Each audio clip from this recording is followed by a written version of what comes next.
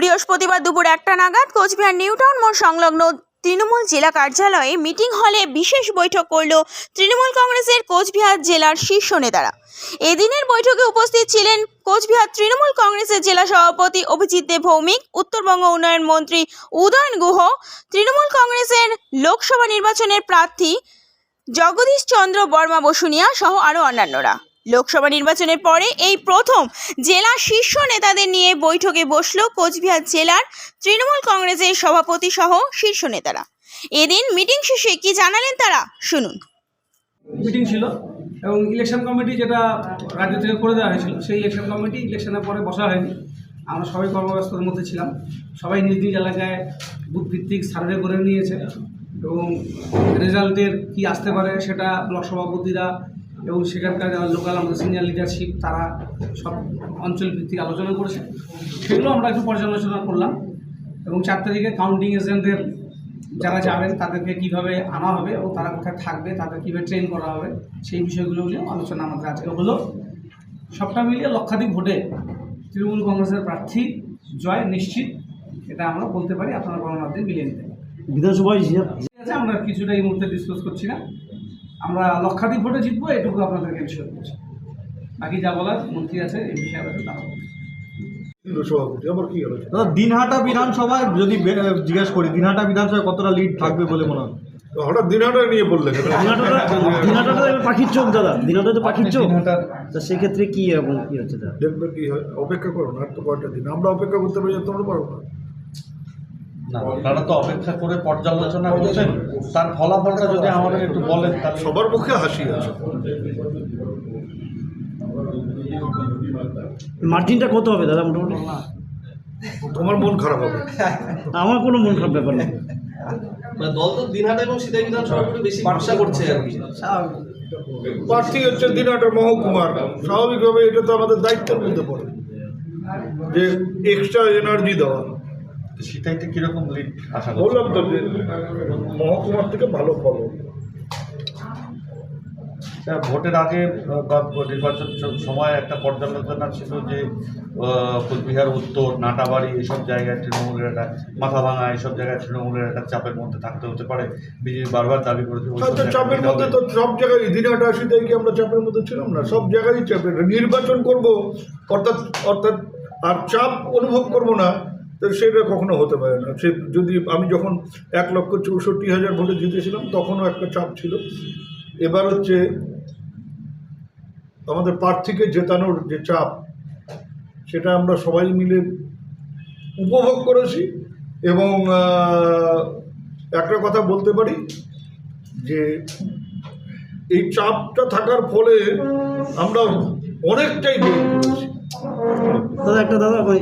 এবং ঐক্যবদ্ধভাবে সবাই মিলে যেভাবে ঝাঁপিয়ে পড়েছে। সাধারণত এই জিনিসটা দেখা যায় পঞ্চায়েত নির্বাচনে বা পৌরসভা নির্বাচনে, শহরের ক্ষেত্রে পৌরসভা নির্বাচনে, গ্রামের ক্ষেত্রে পঞ্চায়েত নির্বাচনে। এইভাবে কখনো লোকসভা নির্বাচনে প্রত্যেকটা কর্মী ঝাঁপিয়ে পড়া এবং এই যে বললাম যে ওই চাপটাকে নিজের সম্মান, দলের সম্মান এইভাবে করে নিয়ে দেখা, তার ফলে আমরা মানে অনেক জায়গায় অনেকটা উঠে আসতে পেরেছি। যেগুলো ভালো ছিল সেটা আরও ভালো হয়েছে, যেটাকে আমরা খারাপ বলে ধরে নিয়েছিলাম সেটাকে ভালো জায়গায় নিয়ে। মাথাভাঙা, কোচবিহার উত্তর, আমি আবারও বলছি তো, আমি আলাদা করে কোনো নাম বলছি না। যেগুলো খারাপ ছিল সেই জায়গাগুলোকে আমরা ভালো করতে পেরেছি, ভালো জায়গাগুলোকে আরও ভালো করতে পেরেছি। দেখা গেছে কোচবিহারে 85% 86% ভোট পড়লো, আপনার দিনহাটা বিধানসভায় 77% ভোট পড়েছে। এবার কী কারণে? আমার লোকেরা ভোট দিতে গেছে এইটুকু বলতে পারি। মানে তৃণমূলের লোকেরা কেউ বাড়ি বসেছিল না, বা একেবারে যাদের কোনো সমস্যা ছিল না তারা সবাই ভোট দিতে গেছে, এইটুকু ভোট। তারপরে কী পার্সেন্টেজ হবে সে তো সবার দায়িত্ব আমরা নিতে পারি না, কিন্তু আমরা বলতে পারি যে আমাদের ভোটারদের আমরা বাড়ির থেকে বের করে নিয়ে এসে ভোট দিয়েছি। কারো কে এসছে না এসছে আমার দেখার দরকার নেই। আমার কোনো ভোটার জানা আছে যে অমুক ভোটারটা বাড়িতে আছে, অমুক ভোটারটা সুস্থ আছে, কিন্তু সে ভোট দিতে আসেনি, এইরকম কোনো ঘটনা ঘটেনি। আমরা প্রত্যেকটা লোককে খুঁজে খুঁজে বারবার দেখে দেখে তাদেরকে ভোট কেন্দ্রে নিয়ে এসে তারা যাতে ভোট দেয় সেই ব্যবস্থা আমরা করেছি। কাজেই পার্সেন্টেজ নিয়ে আমাদের কোনো মাথা ব্যথা নেই। তবে দিনটা বিধানসভা আমি এখন কিচ্ছু বলছি না, যা বলার 4 তারিখে দেখতে পারবে। ভালো হবে এটুকু বলতে পারি, দিনাটা মহকুমা জুড়েই ভালো হবে এটা বলতে পারি। বৈঠকে যাওয়া। বৈঠকে মূলত আমার যে বিষয় সেটা হচ্ছে সবাইকে আমার আন্তরিক অভিনন্দন জানানো যে আমি ক্যান্ডিডেট হিসাবে আমার জন্য, দলের জন্য প্রত্যেকটা সিনিয়র জুনিয়র সব নেতৃত্বরা তারা এবারে নির্বাচনে যেভাবে লড়াই করেছেন এবং যেভাবে নিজেদের সম্মান বাঁচানোর জন্য তারা মাটি কামড়ে পড়েছিলেন, সেই জন্য আমি তাদেরকে আন্তরিকভাবে অভিনন্দন জানাই এবং ধন্যবাদ জানাই।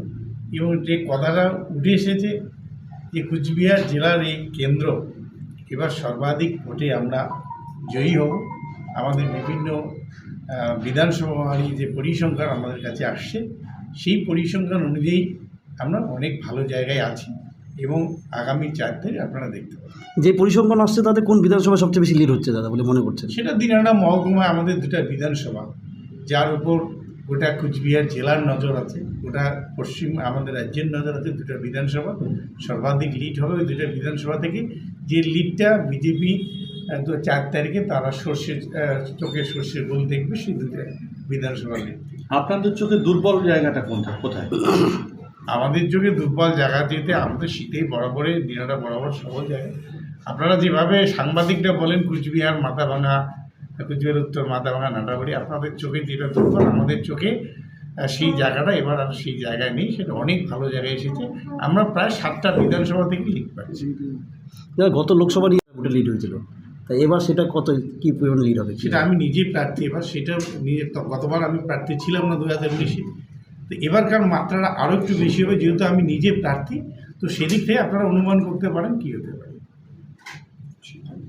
বা রাজ্যের থেকে যে কমিটিটা করে দেওয়া হয়েছিল নির্বাচনী কমিটি, সেই কমিটির সব সদস্যদের এবং যারা এর বাইরে ব্লক সভাপতি ছিলেন সেই ব্লক সভাপতিদের সবাইকে ডাকা হয়েছে। 22 জন ব্লক সভাপতি ছিল? হ্যাঁ, 22 জনই ছিল। যাদের সমস্যা আছে, যেমন সজল আসতে পারেনি, ও নেই এখানে, এরকম 1-8 জন হয়তো আসতে পারেনি, বাকি সবাই এসে 2 জন হয়তো, আমার চোখে 2 জন আসে। রবীন্দ্রনাথ ঘোষ চেন্নাই গেছে। এটা খবর জানিস তো? জানি। কি সেই কথা